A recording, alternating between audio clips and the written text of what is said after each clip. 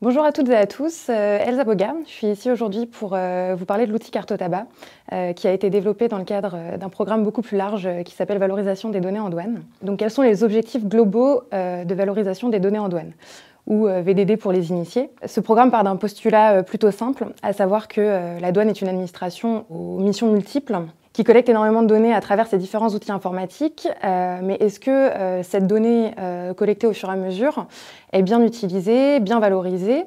La réponse au moment du lancement du programme était bien évidemment négative. Donc effectivement, l'objectif de ce programme est de valoriser au mieux ces données en créant des outils les plus utiles possibles pour les agents de notre direction. Mais donc pourquoi Carte-Tabac?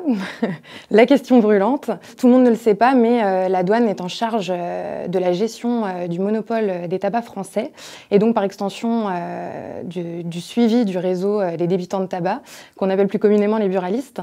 Un gros travail donc, puisque ce réseau actuellement compte près de 23 000 buralistes répartis sur le territoire métropolitain. D'un point de vue réglementaire, les débits de tabac doivent être répartis le plus uniformément possible sur le territoire afin de répondre à la demande des consommateurs de tabac. C'est dans ce cadre-là que les agents des services tabac sont chargés d'instruire différentes demandes et notamment les demandes d'implantation ou de déplacement de débits de tabac. Et donc nous avons constaté que la gestion de ces dossiers qui sont plutôt complexes réglementairement parlant nécessitait l'ouverture de plusieurs outils informatiques en même temps et le croisement des résultats de ces outils.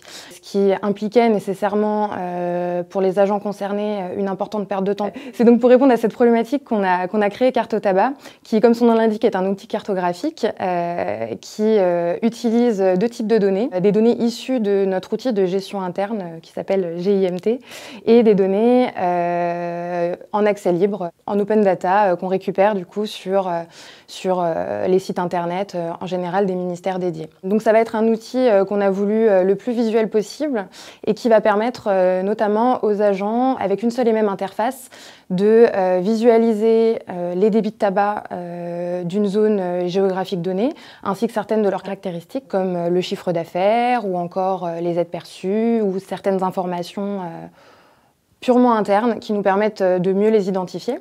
On pourra aussi visualiser certains points d'intérêt, comme par exemple des établissements revendeurs de tabac ou encore certains établissements comme des écoles ou des centres sportifs qui, particulièrement après arrêté préfectoral, donnent lieu à l'établissement de zones géographiques protégées au sein desquelles il est interdit d'implanter des débits de tabac. C'est un point très important pour les services en charge du monopole et c'est un point qui est assez difficile à identifier sans outil dédié. Par ailleurs, cet outil permettra de réaliser des calculs d'itinéraire ou des calculs de distance, toujours dans le respect des conditions réglementaires associées. Et enfin, une des fonctionnalités principales est la simulation d'implantation ou de déplacement de débits de tabac qui permettra justement à l'agent utilisateur une simulation et un déplacement de débit totalement hypothétique et ainsi d'en anticiper au mieux l'impact sur le réseau existant et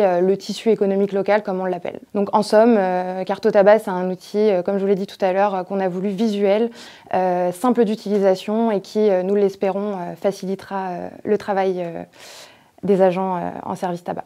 Si vous voulez plus d'informations sur ce nouvel outil, je vous invite à vous rapprocher du stand qui sera présent au Bercy Innov en juin.